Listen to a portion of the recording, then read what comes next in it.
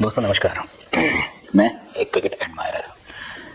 दोस्तों उस शाम निराशा तो हम सबको बहुत हुई होगी जब हम वो फाइनल हार गए।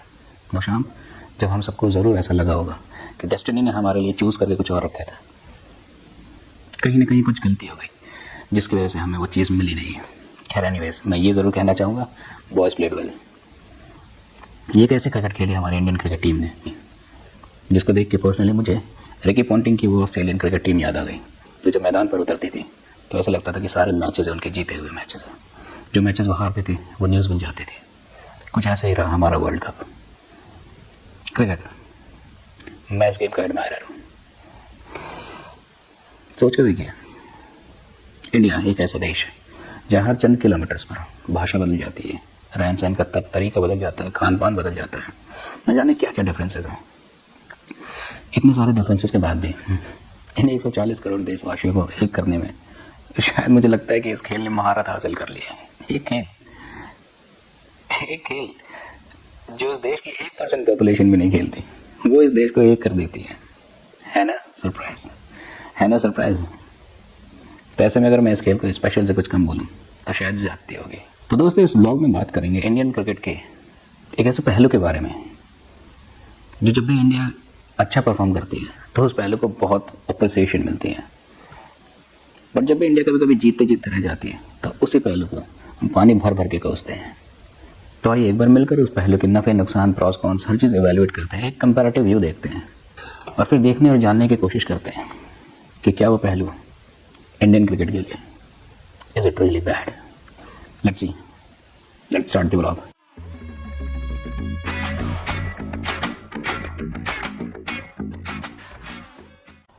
बात करते हैं आईपीएल के बारे में, इंडियन प्रीमियर लीग। तो सबसे पहले इसके पॉजिटिव्स को देखते हैं, और पॉजिटिव्स में किसके लिए? सबसे पहले प्लेयर्स के लिए। इसने प्लेयर्स को दिया क्या? इसने प्लेयर्स को एक बेहतरीन प्लेटफॉर्म दिया।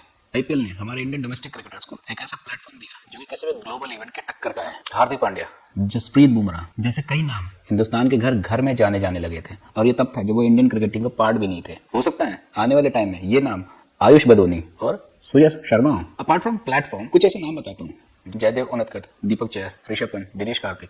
ये ऐसे नाम है जिनके पास टैलेंट भरपूर है। कभी इंजरी के नाम पे, कभी टीम कॉम्बिनेशन के नाम पे, या कभी किसी और नाम पर उनको या तो जगह नहीं मिली या जगह मिली तो उन्होंने वो मुकाम नहीं हासिल कर पाए जिसका स्किल उनके पास था। बावजूद इसके अभी मैंने जितने भी नाम लिए ये हर साल आईपीएल में कभी न कभी हाईएस्ट पेइंग हैं, बट जीत चुके हैं वो। और आज की ये जो कट थ्रोट कॉम्पिटिशन है ना लाइफ में, और ऊपर से एक क्रिकेटर की जो पीक का जो लाइफ स्पैन होता है वो बहुत ही शॉर्ट पीरियड का होता है। तो ऐसे में ये जो फाइनेंशियल रिवॉर्ड है ये एक्चुअली इन प्लेयर्स के लिए बहुत ही अच्छा काम करते हैं। और मैं तो बल्कि एक स्टेप आगे जाकर ये भी कह सकता हूँ कि आईपीएल ऐसे खिलाड़ियों के लिए एक मन मांगी दुआ है, जिससे ना सिर्फ जो टॉप क्रीम के जो एथलीट है उनको तो फायदा मिलता ही है, लेकिन जो सेकंड लेयर, जो थर्ड लेयर, जो फोर्थ लेयर है डोमेस्टिक क्रिकेट का, जिस पर हम शायद कभी देख भी नहीं पाते, उनको एक डिसेंट आउटपुट मिल जाता है उनके टैलेंट के लिए, जो शायद सर्वाइवल के लिए नहीं, जो शायद अपने आप को भी ग्रूम करने के लिए दे नीड इट। जहां तक बात है ग्रूमिंग की, आईपीएल के पहले किसी भी डोमेस्टिक टैलेंट को किसी भी इंटरनेशनल स्टार के साथ ड्रेसिंग रूम शेयर करने का जो एक्सपीरियंस था वो शायद ही मिलता होगा, वो सोच भी नहीं सकते थे, बट आईपीएल ने ये चीज पॉसिबल कर दी। आईपीएल के पहले मैच खेले जाने के पहले से ही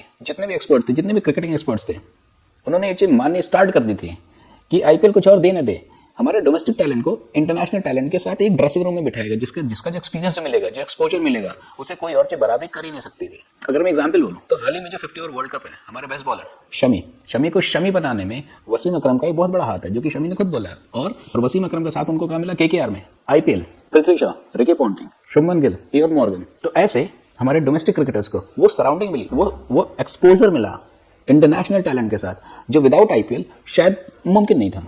तो अभी तक हमने बात की क्रिकेटर्स की, क्रिकेट फ्रेटर्निटी की। बात करते हैं फैंस की। कुछ तो ऐसा आईपीएल दे रहा है ना जो कि फैंस खिंचे ही चले आ रहे हैं।